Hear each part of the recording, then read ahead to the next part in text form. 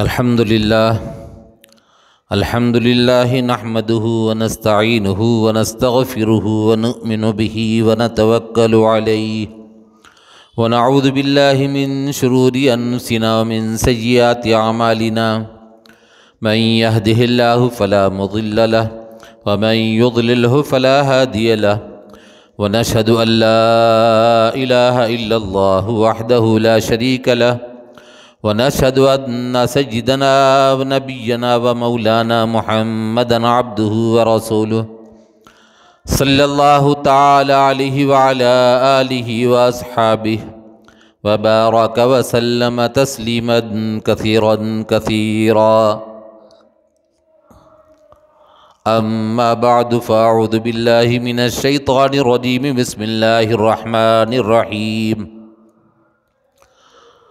سبحان الذي أسرى بعبده ليلا من المسجد الحرام إلى المسجد الأقصى الذي باركنا حوله لنريه من آياتنا إنه هو السميع البصير صدق الله العظيم۔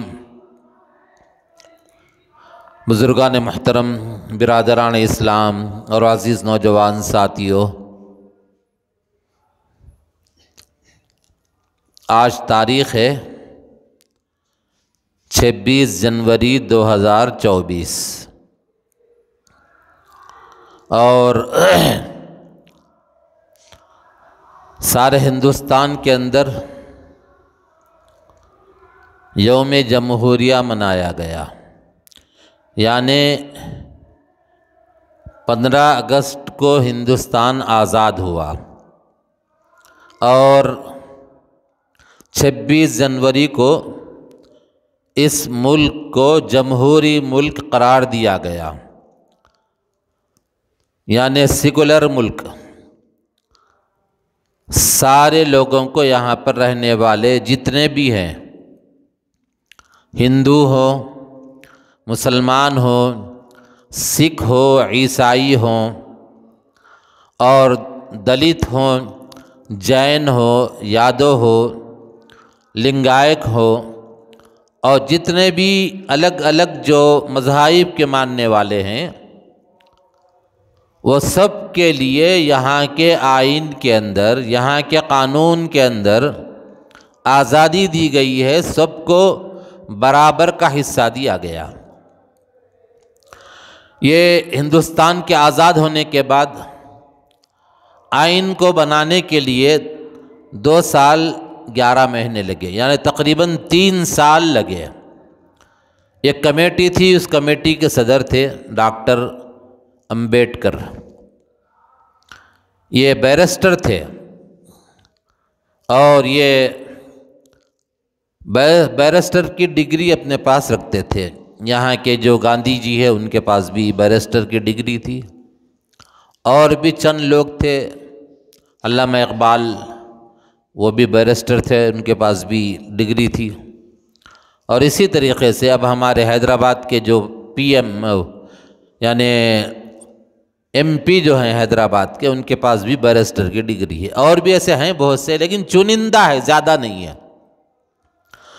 تو ڈاکٹر امبیڈکر کی نگرانی میں یہاں کے قانون کو بنایا گیا، آئین کو مدون کیا گیا اور اس کو ترتیب دی گئی، تو ہر ایک کا برابر خیال رکھا گیا اور ہر جگہ کے رہنے والوں کے رکھ رکھاؤ الگ الگ ہے۔ آپ حیدرآباد کے اندر دیکھیے، یہاں کا رہن سہن الگ ہے، تھوڑا سا دیہات میں چلے جائیے، وہاں پر بھی رہن سہن الگ ہے، اور 100 کلومیٹر پہ جائیے، وہاں کا رہن سہن الگ ہے۔ دلی میں چلے جائیے، جو ہندوستان کا کیپٹل ہے، صدر مقام ہے، وہاں کی بولی بھی الگ ہے اور رہن سہن بھی تھوڑا سا الگ ہے۔ اور بمبئی چلے جائیے، وہاں کی بولی بھی الگ ہے، لہجہ الگ ہے، رہن سہن الگ ہے۔ اور اسی طریقے سے اڑیسہ میں چلے جائیے، بہار میں چلے جائیے، یو پی میں چلے جائیے، کرناٹک میں جائیے، یعنی سب جگہ کا رہن سہن رکھ رکھاؤ تھوڑا سا بدلا ہوا ہے۔ الگ ہے۔ تو اور ہندوستان کے اندر کئی ایک زبانیں بولی جاتی ہیں۔ مشہور زبانیں تو اردو اور ہندی ہیں، اس سے ہٹ کر حیدرآباد تلنگانہ کی زبان تیلگو ہے، اور کنڑا یہ کرناٹک کی زبان ہے، مہاراشٹر کے اندر وہاں کی الگ زبان ہے، اور اسی طریقے سے مغربی بنگال میں چلے جائیں گے تو آپ کو بنگالی زبان ملے گی، کشمیر میں جائیں گے تو کشمیر کی زبان ان کی الگ ہے۔ تو ہندوستان کی سرزمین کے اندر جتنے لوگ رہتے ہیں سب کا خیال رکھا گیا ہے اس آئین کے اندر، اس قانون کے اندر۔ جو ہندوستان کا آئین بنایا گیا، قانون بنایا گیا، کتابی شکل میں اس کو مدون کیا گیا، تو اس کے اندر سب کا خیال رکھا گیا، ہندوؤں کا بھی، مسلمانوں کا بھی، سکھ کا بھی، جین کا بھی، اور پھر یہاں رہنے والے عیسائیوں کا بھی، اور دیہاتوں میں رہنے والے دلتوں کا، اور جو بچھڑے ہوئے طبقات ہیں ان کے حساب سے ان کا قانون بنایا گیا، اور جو ایک دم نیچے طبقے کے لوگ ہیں ان کو اٹھانے کے لیے ریزرویشن دیا گیا۔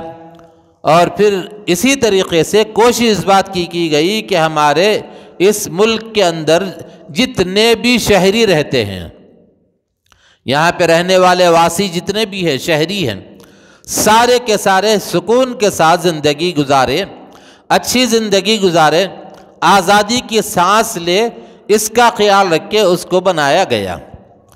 ابوالکلام آزاد رحمۃ اللہ تعالی علیہ وہ بھی تھے اس میں، اور ہندوستان کی آزادی کے لیے ہمارے علماء کرام نے، خاص طور پہ علماء دیوبند نے بڑھ چڑھ کر حصہ لیا۔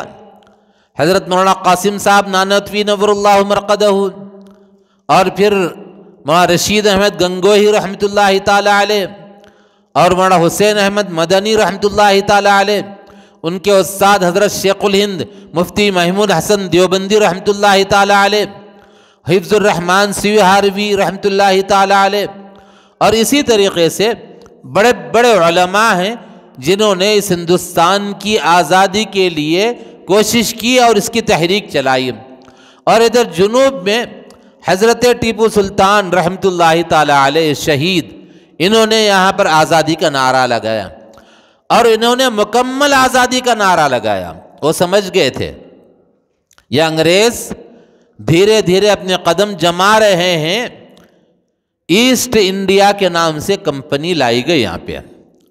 کمپنی کے آنے کے بعد انہوں نے دھیرے دھیرے اپنے قدم جمانے شروع کیے، اور اتنا انہوں نے اپنے آپ کو یہاں پر لگا دیا، اتنے مضبوط ہو گئے، بہادر شاہ ظفر جو تھے ان کو قلعے میں محصور کر دیا۔ ان کا کوئی قانون نہیں چلتا تھا، بادشاہ تھے مگر چلتی کچھ نہیں تھی ان کی۔ اور اسی طریقے سے ہندوستان پہ قبضہ کیا، اور ان کے جو بیٹے تھے بہادر شاہ ظفر صاحب کے بادشاہ ہیں یہاں کے، لیکن بیٹوں کو قتل کر کے ان کے چہروں کو تشت میں سجا کر سامنے پیش کیا گیا، انگریزوں نے پیش کیا۔ اور جو ٹیپو سلطان تھے انہوں نے آزادی کا نعرہ لگایا تو ان کے خلاف سب ہو گئے، اور انہوں نے جہاد کیا، ڈٹ کر مقابلہ کیا، اور بڑے پابند تھے حضرت ٹیپو سلطان۔ ان کی جو تصویر لوگ دیکھتے ہیں وہ تصویر غلط ہے۔ مولانا حسین احمد مدنی رحمۃ اللہ تعالی علیہ کے خطوط کے اندر یہ بات لکھی ہوئی ہے کہ ابوالکلام وہ حضرت ٹیپو سلطان شہید رحمۃ اللہ تعالی علیہ کی بڑی داڑھی تھی، بڑی داڑھی تھی، تہجد کے پابند تھے، اور انہوں نے سب سے پہلے توپ بنایا۔ آج توپ بنائے نا، توپ سے گولے چھوڑے جاتے ہیں، جنگ لڑی جاتی ہے، تو اس روئے زمین پر یعنی دنیا میں سب سے پہلا توپ کہاں بنا؟ حضرت ٹیپو سلطان کی سلطنت خداداد کے اندر بنایا گیا، اور انہوں نے اس کو بنا کر اس لڑا، اور گولے پھینکتے تھے اس زمانے میں، اور اس طرح سے انہوں نے ایک بہترین حکومت کی۔ تو انگریزوں نے کیا کیا، جب تک یہ زندہ رہیں گے ہندوستان پہ حکومت کرنا مشکل ہو جائے گی، یہ سوچ کر حضرت ٹیپو سلطان کو شہید کیا۔ شہید کرنے میں بھی دیکھیے آپ، غداری کرنے والے لوگ ہر دور میں ملتے ہیں، پیسے لے کے ایمان کو بیچنے والے، تائید کو بیچنے والے ہر دور میں ملتے ہیں، آج بھی ملتے ہیں آپ کو۔ آج ایک پارٹی کی تائید کر رہے تھے، 2-3 کروڑ مل گئے تو کل دوسری پارٹی کی تائید کریں، پھر وہ دوسرا آدمی اس سے زیادہ دیا تو اس کی تائید۔ اور وہ لوگ ہیں جن کو چن کر نمائندہ بنایا گیا، M L A, M P, یہ تائید بدل دیتے ہیں۔ اس زمانے میں بھی تھے میر صادق جیسے۔ تو حضرت ٹیپو سلطان کی فوج میں ان کو خریدا گیا۔ خریدنے کے بعد جب وہ لڑنے کے لیے جاتے تھے، اللہ تعالیٰ نے ان کے اندر بڑی طاقت رکھی تھی، تلوار، بہت وزنی تلوار اٹھاتے تھے وہ۔ اب جب تلوار سے وار کرتے تھے تو وہ بچتا نہیں تھا سامنے والا۔ اور ان کے بارے میں لکھا ہوا ہے کہ تازہ دم گھوڑے ان کے ہوتے تھے، تھوڑی تھوڑی دیر پر گھوڑے بدل کے لڑتے تھے تاکہ سامنے والے کو زیادہ نقصان پہنچا سکے۔ اس طرح سے انہوں نے جہاد کیا، لڑا۔ تو جب ان کو پیسے دے کر خریدا گیا تو ان کو پہچاننے کے لیے کچھ ایسی ترکیب کی گئی کہ ان کے قریب پہنچنے کے بعد ان پر وار کیا۔ جیسے ہی وار کیا تو وہ ایک دم سے کسی پر ٹیک لگا کر نیچے گر گئے، ٹیک لگا ہوا تھا۔ اب لوگوں کو ڈر خوف تھا کہ اگر سامنے جائیں گے، اگر زندہ ہوں گے تو وہ وار کریں گے ہم پر، ہم کو شہید قتل کر دیں گے۔ یہ سوچ کر آگے نہیں بڑھے۔ آخر میں کوئی آدمی ہمت کر کے گیا، جا کر ان کو وہاں سے ہٹایا تو ہاتھ میں تو تلوار تھی ہی، انہوں نے وہی تلوار سے جو ہاتھ میں تھی، لیکن ایسا ان کو اس نے گرایا کہ وہ تلوار جا کر اس پہ لگی، وہ بھی قتل ہو گیا اس وقت میں۔ یعنی اتنا اللہ کے لیے، دین کے لیے، اسلام کی سربلندی کے لیے، اپنے ملک کی حفاظت کے لیے انہوں نے لڑا۔ جب وہ شہید ہو گئے تو شہید ہونے کے بعد میں یہاں کا جو گورنر تھا انگریز، اس نے کہا کہ اب پورا انڈیا ہمارا ہو گیا، ہندوستان۔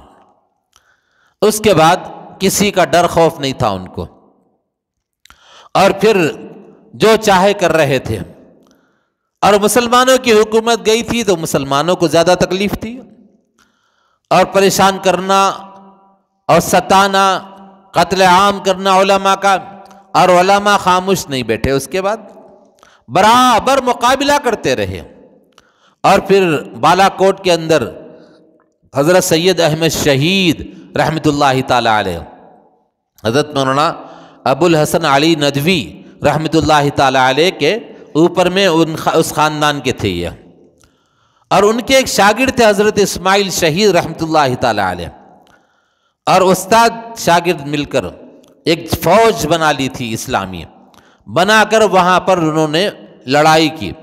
اس وقت میں سکھوں سے بھی مقابلہ ہوا، ہندوؤں سے بھی مقابلہ ہوا، لیکن وہاں پر وہ لوگ شکست کھا گئے۔ جب شکست کھا گئے تو پھر وہاں سے بچے بچے لوگ بھاگ کر آ گئے، اور آنے کے بعد مشورہ کیا کہ اب ہم کو کیا کرنا چاہیے۔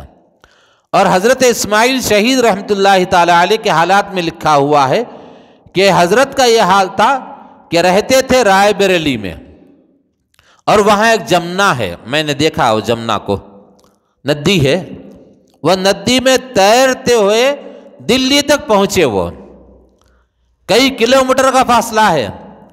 لوگوں نے پوچھا کہ حضرت سواری بھی تھی، کوئی سواری لے لیتے، ٹانگا وغیرہ ہے، بسیں ہیں، اس زمانے میں جو بھی سواری ہو آپ اس سے آ جاتے، اتنی تکلیف جھیلنے کی ضرورت نہیں تھی۔ تو حضرت نے فرمایا کہ میں تیر کر اس لیے آیا، انگریزوں کے خلاف میں جو جہاد چل رہا ہے، جب ان کے ساتھ معرکہ ہو، لڑائی ہو، کہیں بیچ میں دریا پڑ گیا تو کیا کروں، اس لیے میں تیرنے کی تیاری کر رہا ہوں۔ یہ کہا دلی کی جامع مسجد کے اندر ایک فرش ہے پتھر کا، آج کل کے ویسا نہیں بلکہ اس میں بڑے بڑے سل رکھے ہوئے ہیں۔ وہ فرش پر حضرت اسماعیل شہید رحمۃ اللہ تعالی علیہ دوپہر کی 12 بجے کی دھوپ میں، 12 اور 1 بجے 2 بجے کی جو دھوپ ہوتی ہے تیز دھوپ، اس تیز دھوپ میں اس پر ننگے پیر چلا کرتے تھے۔ لوگوں نے پوچھا کہ حضرت آپ ایسا کیوں چلتے ہیں، اتنی تیز دھوپ میں آپ اس پتھر پر جو کہ جل رہا ہے، پیروں میں چھالے آ رہے ہیں اور آپ اس پر بڑے آرام سے ٹہل رہے ہیں؟ تو فرمایا کہ میں جہاد کی تیاری کر رہا ہوں، اگر جہاد مجھے پہاڑ پر کرنا پڑے اور وہاں پر پتھر گرم ہو، پہاڑ گرم ہو، تو میں کیا کروں، اس لیے پہلے سے تیاری کر رہا ہوں کہ اس گرم پتھر پر بھی میں چڑھ کر ان کا مقابلہ کر سکوں۔ یہ تھے ہمارے علماء۔ تھانہ بھون کے اندر حضرت ضامن شہید رحمۃ اللہ تعالی علیہ حاجی امداد اللہ صاحب مہاجر مکی، جو حضرت مولانا اشرف علی صاحب تھانوی نور اللہ مرقدہ ان کا وطن ہے وہ، اور اس کو انگریزوں نے تہس نہس کر دیا تھا اس گاؤں کو۔ تو اشرف علی صاحب تھانوی سے تو کون نہیں واقف ہے، ہر آدمی واقف ہے، ان کو چاہنے والا بھی، ان کو گالیاں دینے والا بھی واقف ہے۔ اور انہوں نے کیا کیا کہ ہر چور راستے جو تھے نا لوگوں کے، اس کو بند کیا، کہاں سے کس کو کھینچنا، کس کا جیب کاٹنا، کس طریقے سے کس ڈھنگ سے اس کو سامنے والے کو لوٹنا، وہ ہر ایک الگ الگ طریقے ہیں۔ تو بہرحال حضرت تھانوی رحمۃ اللہ علیہ نے وہ راستے بند کیے، اس لیے لوگوں کو غصہ زیادہ ہے ان کے اوپر۔ تو حضرت ضامن شہید رحمۃ اللہ تعالی علیہ اس گاؤں کے اندر رہتے تھے اور جہاد کی تیاری کراتے تھے۔ رات میں چاندنی راتیں ہوتی تھی، چاند آسمان پر چمک رہا ہے اور چاندنی میں لوگ جمع ہو جاتے تھے رات میں، اور اس میں تیر اندازی ہوتی تھی۔ ایک مرتبہ ایک انگریز جاسوس ان کو دیکھنے کے لیے درخت پر چڑھ کر گیا، بیٹھا۔ درخت پہ چڑھ کر جب بیٹھا تو اس وقت میں وہ دیکھ رہا تھا کہ گنے کا کھیت ہے، کھیتوں کے بیچ میں تھوڑا سا حصہ کھلا ہے، اور اس کھلے حصے میں رات کی تاریکی میں چاند کی روشنی میں حضرت ضامن شہید، حافظ ضامن شہید رحمۃ اللہ تعالی علیہ ان کو مشق کرا رہے ہیں جہاد کی، تیر اندازی سکھا رہے ہیں۔ تو اس کی ترکیب اس وقت میں یہ تھی کہ نیچے ایک بانس گاڑا گیا، بانس نیچے زمین میں گاڑنے کے بعد بانس کی اوپر والی جو نوک ہے وہ نوک پر تیر لگانا، تیر مارنا، یہ سکھا رہے تھے۔ اور حضرت نے پہلی مرتبہ بچوں کو، ان کے شاگردوں کو سکھانے کے لیے ایک تیر کمان میں لگائی، لگانے کے بعد اس تیر کو چھوڑا تو سیدھا جا کر اس نوک پر لگا، اور انگریز جاسوس اس درخت پر بیٹھ کر دیکھ رہا تھا۔ تو ایک دم اس کے منہ سے نکل گیا کہ نہیں لگا نہیں لگا، یہ اس طرح کی آواز آئی۔ وہ سمجھ گئے، بڑے حساس تھے۔ جو آدمی جس لائن کا ماہر ہوتا نا، وہ چیزیں اونچ نیچ کو سمجھ جاتا ہوں، اس میں کیا کمی ہے، کدھر سے کون گھسنا چاہ رہا، کیا کرنا چاہ رہا، سمجھ جاتا ہے وہ۔ چنانچہ حضرت ضامن شہید سمجھ گئے کہ یہاں پر تو جاسوس بیٹھا ہوا ہے۔ چنانچہ حضرت نے کیا کیا، ایک دوسرا تیر لگایا کمان میں، لگا کر پلٹا کر جو مارا نا، تو سیدھا جو اس نے کہا تھا کہ نہیں لگا، جو کہا تھا اس کے منہ میں جا کے لگا سیدھا۔ یہ ہمارے علماء کا نشانہ تھا۔ آج لوگ علماء کو کچھ نہیں معلوم بولتے ہیں، علماء کو معلوم سب کچھ ہے، لیکن ضرورت پہ دکھاتے ہیں، خالی وقت میں نہیں دکھاتے۔ خالی وقت میں مسجد میں بیٹھتے اللہ اللہ کر لے رہے تو کیا معلوم مل صاحب کو بولتے لوگ، لیکن مل صاحب ہر ایک پہ نظر رکھتے ہیں، میڈیا پر بھی نظر رہتی، حکومت پر بھی نظر رہتی، عوام پر بھی نظر رہتی۔ کون کیا بول رہا وہ بھی نالج میں رہتا. اچھا ان کو جاسوسی کرنے کی ضرورت نہیں پڑتی، لوگ خود آ کے بتاتے رہتے ہیں عالم صاحب کے پاس، علماء کے پاس. تو ہمارے علماء کرام نے اس طرح سے اپنے طالب علموں کو، اپنے بچوں کو، اپنے شاگردوں کو سکھا کر ان کے دلوں کے اندر اس ہندوستان کو آزاد کرانے کی روح پھونکی، دلوں میں بھر دیا کہ ہم آزاد ہندوستان میں سانس لیں گے اور اس سے ہٹ کر کسی چیز کو ہم قبول نہیں کریں گے. اور انہی دارالعلوم کے بچوں میں سے مولانا حسین احمد مدنی، مولانا مفتی محمود حسن صاحب دیوبندی جن کو شیخ الہند کہا جاتا ہے، حفظ الرحمان سیوہاروی، اور پھر یہ مولانا الیاس صاحب رحمۃ اللہ علیہ، اور بڑے بڑے علماء دارالعلوم کے اندر پڑھ کر قابل بنے، اور بہت سے لوگوں نے جہاد میں حصہ لیا. اور مولانا شیخ الہند رحمۃ اللہ تعالی علیہ نے جو جہاد میں حصہ لیا تو ان کے خلاف میں وارنٹ نکلا، ان کو گرفتار کر کے کالا پانی میں بھیج دیا گیا، مالٹا بھیجا گیا. وہاں اکیلے اور چھوٹا سا کمرہ، نہ اس میں سو سکتے نہ آرام سے بیٹھ سکتے، ایسے روم میں ان کو رکھا گیا. اور ان کے ساتھ میں حسین احمد مدنی رحمۃ اللہ تعالی علیہ استاد جا رہے ہیں یہ سوچ کر وہ بھی جیل میں چلے گئے، ان کی خدمت کرتے رہے، اور ان کو بہت ستایا گیا، بہت پریشان کیا گیا. شاک دیتے تھے روزانہ، پیٹھ میں 2 انچ کا گڑھا پڑ گیا تھا، 1.5 سے 2 انچ کا، ایک ہی جگہ شاک دیتے تھے روزانہ. اور کیا کچھ برداشت نہیں کیا انہوں نے؟ غور کیجئے. آج ہم لوگ برداشت کرتے؟ ہاں، کرنے والے کر رہے، غزہ میں کر رہے ماشاءاللہ. ایک ماں ہے، ایک بچہ شہید ہو گیا، دوسرا شہید ہوا، تیسرا شہید ہوا، تو گود میں لے کر ماں کہہ رہی ہے کہ میں اس بات پر فخر کرتی ہوں کہ میرے 3 بچے اللہ کے راستے میں شہید ہو گئے، اور قیامت کے دن مجھے اللہ تبارک تعالیٰ پکار کر اٹھائیں گے، اے 3 شہید بچوں کی ماں آ جنت میں چلی جا، یہ کہہ کر پکاریں گے. یہ جذبہ ہے. آج ہمارا حال، ذرا سا چوہا کودا تو ڈر کے بھاگ گیا، بلی آئی تو بھاگ گیا، ذرا سا بکری سامنے آئی تو ڈر کے بھاگ رہے. یہ ہمارا ڈر خوف. اور ہمارے بڑوں کا کیا تھا؟ مقابلہ کرتے تھے. ٹیپو سلطان شہید رحمۃ اللہ تعالیٰ نے شیر کا مقابلہ کیا، سنا ہوگا آپ نے. یہ بناوٹی نہیں ہے لیکن بڑے بہادر تھے وہ، مقابلہ انہوں نے کیا، شیر کو انہوں نے چیر دیا. بڑی بات ہے. جب آدمی کے دل میں ہوتا ہے مقابلہ کرنا کسی سے، کرتا ہے، وہ تیاری کرتا ہے اس کی. اور بعض دفعہ ایسا ہوتا ہے کہ اللہ تبارک تعالیٰ اس کے دلوں میں جو بھی جانور ہے، وہ اللہ والے جو لوگ ہوتے ہیں، اللہ کے راستے میں جہاد کرنے والے جو لوگ ہوتے ہیں، اللہ کے راستے میں شہید ہونے کا جذبہ اپنے اندر رکھتے ہیں، تو ان کے دلوں میں اللہ تعالیٰ محبت ڈال دیتے ہیں. حضرت عمر بن عاص رضی اللہ تعالیٰ عنہ کی سپہ سالاری میں ایک لشکر گیا. اب جانے کے بعد پڑاؤ ڈالا، دیکھا کہ وہ علاقہ فتح نہیں ہو رہا ہے، ہم کو دوسرے طرف سے ایک اور جگہ سے ان پر حملہ کرنا چاہیے. حضرت عمر بن عاص نے وہاں پر دیکھا، مشورہ کیا، پورا جائزہ لینے کے بعد کہا اس جنگل کے اندر ہم کو رات میں ٹھہرنا ضروری ہے، یہاں پر ہم ٹھہریں گے. حضرت عمر بن عاص رضی اللہ تعالیٰ عنہ نے کیا کیا؟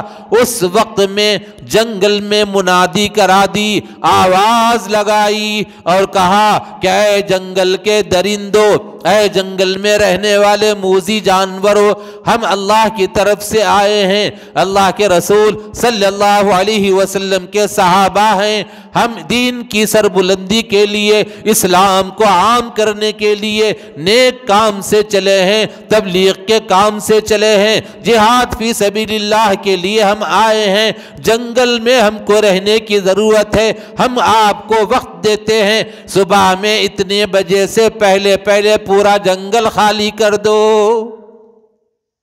پورا جنگل خالی کر دو. مورخین لکھتے ہیں، کتابوں میں بات لکھی ہوئی ہے کہ شیر ہے تو اپنے بچوں کو لے کر جا رہا ہے، جیسا کہ قیامت قائم ہو گئی نفسا نفسی پریشانی کے عالم میں جا رہے ہیں۔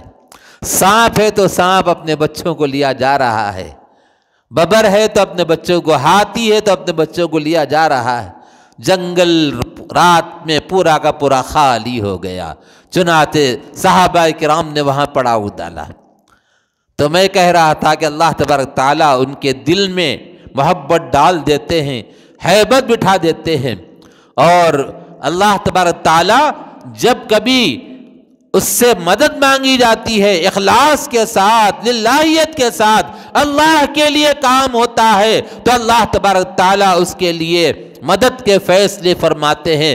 مدد کئی طریقے کی ہو سکتی ہے، فرشتوں کو بھیج کر مدد کرائیں، یہ بھی ہو سکتا ہے کہ سامنے والے پر مسلمانوں کی داغ بٹھا دیں، یہ بھی ہو سکتا ہے کہ سامنے والوں کو کمزور کر دیں۔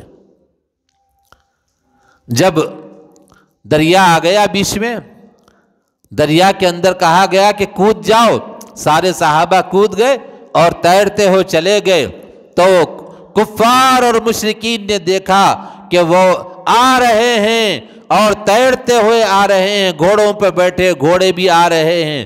اس وقت میں جب دیکھا تو کہا دیو آمدن دیو آمدن، یہ تو دیو ہے اور یہ تو ایسے لوگ ہیں جن کا ہم مقابلہ نہیں کر سکتے۔ اور اسی میں جب دیکھا کہ ایک کسی کا بگونا ہے یا کوئی ٹفن کا ڈبہ یا کوئی چیز چھوٹ گئی، کمانڈر سے آ کر انہوں نے کہا کہ میرا فلاں سامان اس دریا کے اندر رہ گیا ہے۔ چنانچہ کمانڈر نے کہا اے دریا، ہمارے ایک ساتھی کا سامان یہاں دریا میں چھوٹ گیا ہے۔ ایک لہر آئی، وہ سامان بھی باہر کر دی۔ چنانچہ وہ آگے گئے تو کہا کہ ہم ان کا مقابلہ نہیں کر سکتے، بغیر لڑے انہوں نے قلعے کی چابیاں دے دی۔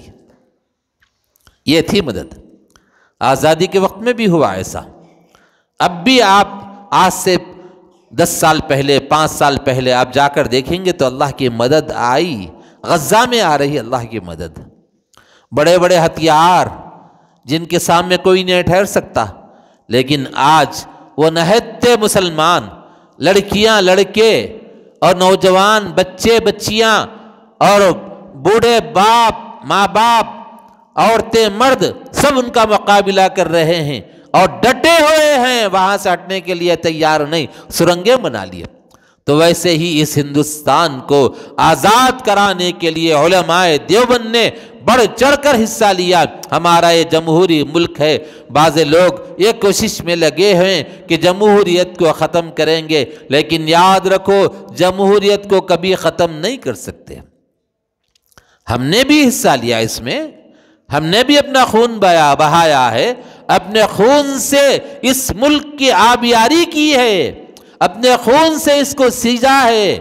جس طرح سے پانی سے کھیت اگایا جاتا ہے، ویسا ہی ہمارے علماء کرام نے اپنے خون کو دے کر اس ملک کو آزاد کیا ہے۔ اور ہم یہاں پر مسلمان جتنے بھی ہیں، لوگ کہتے ہیں بازو میں آپ کا ملک بن گیا چلے جاؤ، نہ، ہم جانا اگر ہوتا تو پہلے ہی چلے جاتے، لیکن ہم یہاں پر بائی چانس نہیں، بائی چوائس کر کے، پسند کر کے ہم نے اس ملک میں رہنا گوارا کیا۔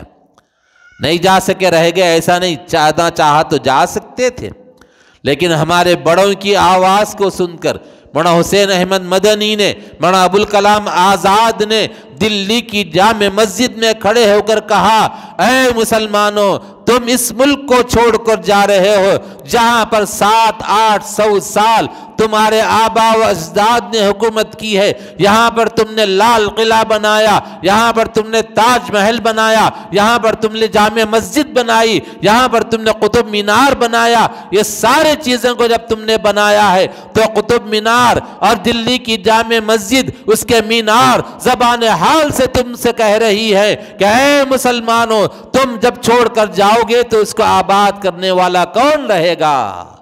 آباد کرنے والا کون رہے گا؟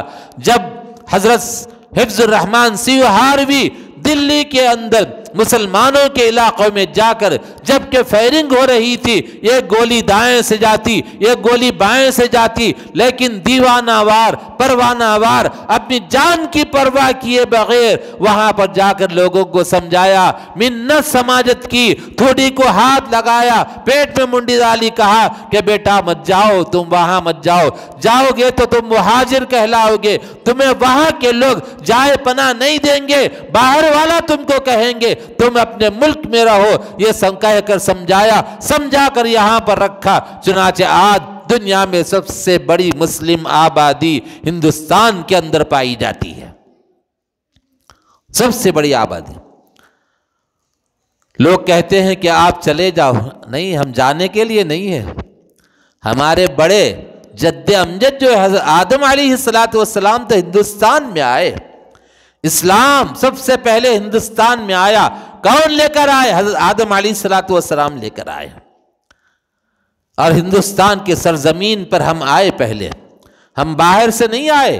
لوگ کہتے ہیں کہ عرب سے اسلام آیا، نہ، اسلام تو پہلے سے تھا، آدم علیہ السلام لے کر آئے یہاں پر اسلام۔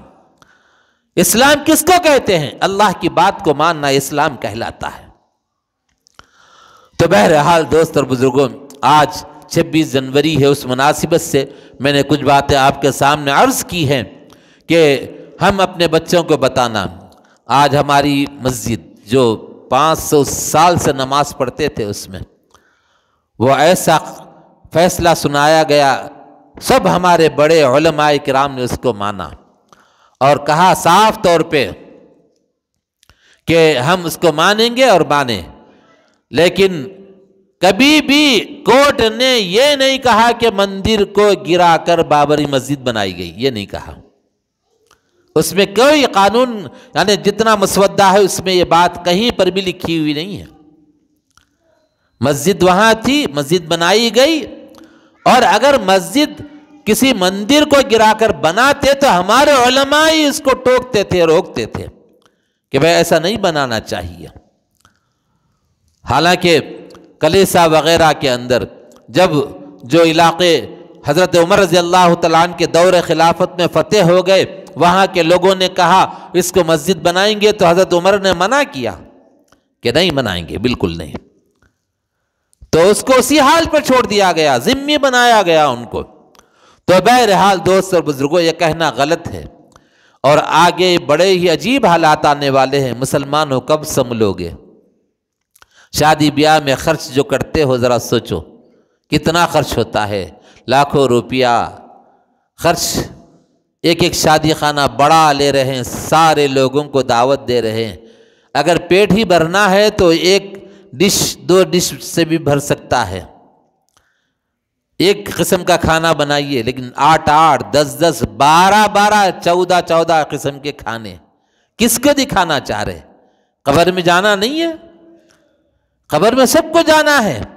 اللہ تبارک تعالیٰ پوچھیں گے تم نے کہاں سے کمایا، کہاں خرچ کیا، یہ حساب دینا پڑے گا۔ اور ڈی جے وغیرہ کے جو بجا رہے ہیں، اور جو اسراف فضول خرچی، کھانے کے لیے کھڑے ہو گئے، بفنگ سسٹم، کھڑے ہو کر کھا رہے جانوروں کی طرح۔ جانور کبھی ایک جگہ بیٹھ کے کھایا؟ آپ دیکھیے، بکری ہے بیٹھ کے کھاتی، وہ ادھر بھاگی ادھر بھاگی ادھر چلی، ویسے جانوروں کے ویسے ہو گئے ہم لوگ، اور اس کو باندھ کے رکھے ہوئے، تھوڑا کھائے گی ادھر جائے گی، ادھر پیر کرے گی ادھر پیر کرے گی، وہ بکری اب لے کے کھا رہے، باتیں کر رہے، ادھر ٹہل رہے ادھر ٹہل رہے، کھا رہے، کھڑے ہوئے کھا رہے۔ ارے ہم کو ہمارے پیغمبر حضرت نبی پاک صلی اللہ علیہ وسلم نے ایک طریقہ بتایا، وہ طریقہ کیسا طریقہ؟ سب سے اچھا طریقہ بتایا کہ بیٹھ کر کھاؤ، ادب سے کھاؤ، اپنے سامنے سے کھاؤ، اور جو بھی کھاؤ تو پلیٹ کو صاف کر کے کھاؤ، اور پھر یہ بتایا کہ انگلیوں کو چوسو تاکہ انگلیوں پر کھانا لگا ہوا نہ رہے، پلیٹ کو صاف کرو تاکہ اس میں کوئی ریشہ وغیرہ نہ رہے، صاف کر کے اس کو کھا لو۔ یہ ہمارے پیارے آقا محمد رسول اللہ صلی اللہ علیہ وسلم کا طریقہ ہے اور سنت ہے یہ۔ اور جس زمانے میں سنتیں مٹائی جا رہی ہوں، اس زمانے میں اگر کوئی ایک سنت کو زندہ کرے گا تو اس کو 100 شہیدوں کا ثواب دیا جائے گا۔ دوست اور بزرگوں، اپنے بچوں کو دینی تعلیم تربیت کی فکر کریے، ان کو بتائیے کہ بیٹا آگے جو حالات آنے والے ہیں ان حالات میں ہم کو اسلام پر قائم رہنا ہے، ڈٹ کر دوسروں سے مقابلہ کرنا ہے، یہ ان کو بتانا۔ ذرا سا مسئلہ ہو گیا بس نعرے لگا رہے نہ۔ ہندوستان کی اس آزادی کے وقت میں 2 قسم کے لوگ تھے، جو قریب کا جو وطن ہے وہاں جا رہے تھے، بھاگ رہے تھے۔ بعض داڑھی والے لوگ تھے تو داڑھی کٹا کر جا رہے تھے۔ پوچھا کہ داڑھی کیوں کٹا رہے ہو؟ کہا کہ ہم کو ہندو سمجھ کر چھوڑ دیں گے، ہندو سمجھ کر چھوڑ دیں گے۔ تو بعض لوگوں کو دیکھا کہ داڑھی نہیں تھی، داڑھی رکھ رہے ہیں۔ پوچھا کہ اب تک تو داڑھی نہیں تھی، اب کیوں داڑھی رکھ رہے ہو؟ کہا کہ اگر میں داڑھی رکھ کر جاؤں گا مجھے لوگ ماریں گے تو مسلمان سمجھ کر ماریں گے تو میں شہید کہلاؤں گا۔ اس کا جذبہ اس کو مبارک، اس کا جذبہ اس کو مبارک۔ کس کا جذبہ اچھا ہے بتائیے آپ؟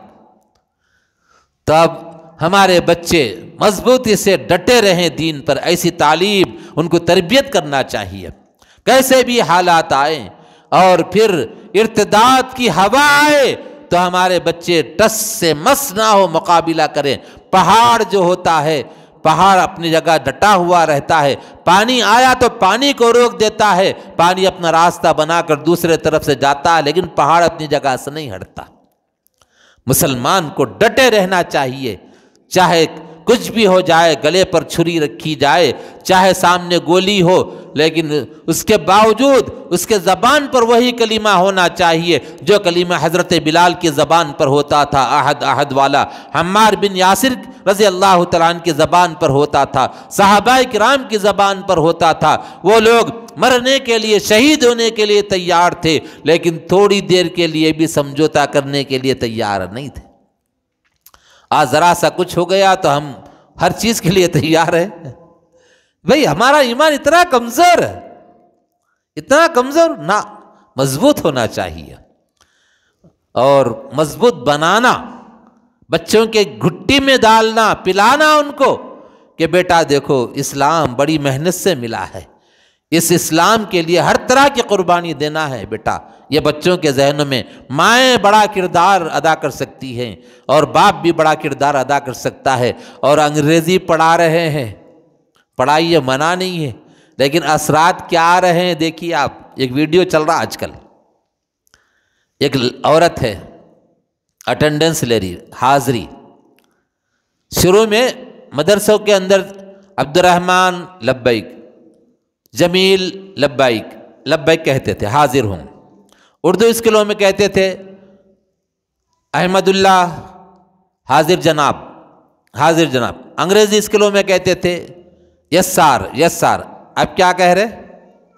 لڑکی، اس میں مسلمان بچے بھی بیٹھے ہیں، ہندو بچے بھی بیٹھے ہوئے ہیں، تو وہ پکار رہی نام اور اس کو بتا رہے ہیں بچوں کو بھی تم یہ نعرہ لگاؤ، یہ نعرہ لگاؤ۔ خالص وہ نعرہ غیروں کا ہے، مسلمانوں کا نہیں یہ نعرہ ہو۔ اور انگریزی ہم پڑھا رہے، منع نہیں ہے پڑھاؤ، لیکن نظر رکھو، نظر رکھو۔ ہمارے بچے صبح کے ٹائم پہ جا رہے، بچے ایکسرسائز کو جا رہے، چھوٹے چھوٹے بچے کراٹے سیکھنے جا رہے، نظر بھی رکھنا تھوڑا۔ وہاں پہ جانے کے بعد وہ ان کا جو ٹیچر ہے کیا کر رہا، ایسے ڈنڈما کا اسکولوں کے اندر نام دے رہے، قرآن بھی پڑھا رہے، اسلامی تعلیمات دلا رہے۔ اتنی ہمدردی آ گئی وہ لوگوں کو ہمارے سے، اتنی ہمدردی کہ بھئی قرآن کی تعلیم وہ لوگ ہم کو دے رہے ہیں۔ سوچنے کی بات ہے، وہ جھانسا دے رہے ہیں، اس کی آڑ میں قریب کرنا چاہتے ہیں۔ چوکنا رہنے کی ضرورت ہے۔ اگر میں آپ کو بولوں گا تو مول صاحب مخالفت کر رہے، مخالفت نہیں کر رہا ہوں، آپ پڑھاؤ، جو پڑھاتے پڑھاؤ، منع نہیں ہے، لیکن اللہ کے نام کے ساتھ پڑھائیے۔ اقرأ بسم ربک الذی خلق، پڑھیے اپنے رب کے نام کے ساتھ جس نے تمہیں پیدا کیا۔ قرآن پڑھیے اور اس کے ساتھ ساتھ آپ اردو پڑھیے، انگریزی پڑھیے، سنسکرت پڑھیے، جو بھی پڑھنا ہو پڑھیے، لیکن رب کے نام کے ساتھ پڑھیے۔ یہ چیز ہونا، رب کے نام کے ساتھ پڑھیے۔ آپ جا کے دیکھنا، یہ بچیاں جو غیروں کے ساتھ بھاگ جا رہے، یہ سارے جو چیزیں آ رہے نا، اس کی وجہ یہی ہے کہ ہم بچوں پہ زیادہ بھروسہ کر لیتے، اوور کانفیڈنس بولتے ہیں نا انگلش میں، بھروسہ زیادہ. ارے ہماری بچی نہیں کر سکتی بھی ایسا، ہاں ہماری بچی فرسٹ آ رہی، بولے ارے رینک زبردست رینک سے پاس ہوئی بچی، دوسرا رینک بھی لا رہی، پھر ادھر ہاں وہ بھی دیکھنا، پھر وہ رینک سے بھی پاس ادھر بھی ہو رہی، پاس ادھر بھی ہو رہی بچی. تو وہ بھی سوچنا دوست اور بزرگ، برا مت مانیے میری بات کا، میں آپ سے بڑے لجاجت کے ساتھ، بڑی محبت سے، درد دل سے میں آپ سے کہہ رہا ہوں کہ آپ غور کیجئے باتوں پہ، کہ ہم پیدا کر کے بچوں کو بڑا کر کے ان کے ساتھ ہر طرح کی قربانی دے کے، اچھے اچھے کپڑے دلا کے، اچھا اچھا کھلا کے پلا کے، ساری چیزیں کر کے غیروں کے ہاتھ میں دینا، یہ عقل مندی نہیں ہے، عقل مندی نہیں ہے، عقل مندی نہیں ہے. اس لیے غور کرو، سوچو دوست اور بزرگوں، تعلیم دو، پڑھاؤ ان کو، لیکن تربیت بھی کرو، فکر رکھو کہ ہمارے بچے بچیاں کہاں جا رہے ہیں. بھائی چند کوڑی، چند پیسے تو کہیں بھی مل جاتے ہیں، فقیر کو بھی ملتے اور غریب کو بھی ملتے، روڈ پہ کھڑے کے بھیک مانگ کے بھی گزارا کر لیتا ہے، لیکن ایمان کا سودا اگر ہو گیا تو دوست اور بزرگوں کروڑوں کمانے کے بعد بھی بیکار ہے، بے حیثیت ہے. اربوں روپیہ کما لیا، کروڑوں روپیہ کما لیا، لاکھوں روپیہ کما لیا، لیکن ایمان کا سودا ہو گیا اور ایمان ہاتھ سے چلا گیا تو ساری زندگی ہماری برباد ہو گئی، ساری پونجی ہماری برباد ہو گئی. اگر نہیں کمایا، کم کھایا، تھوڑا کم کھا کے زندگی گزارا تو انشاءاللہ تبارک تعالیٰ اس کی زندگی اچھی گزرے گی. آخرت جو ہمیشہ ہمیشہ والی زندگی ہے وہ سرخرو رہے گا، وہاں اچھی زندگی گزارے گا. اللہ تبارک تعالیٰ سے دعا ہے کہ کہنے والے کو کہنے سے زیادہ، سننے والوں کو سننے سے زیادہ عمل کی توفیق عطا فرمائے، اور نبی پاک صلی اللہ علیہ وسلم کی ہر سنت پر ہمیں مر مٹنے کی توفیق عطا فرمائے. وآخر دعوانا الحمدللہ رب العالمین.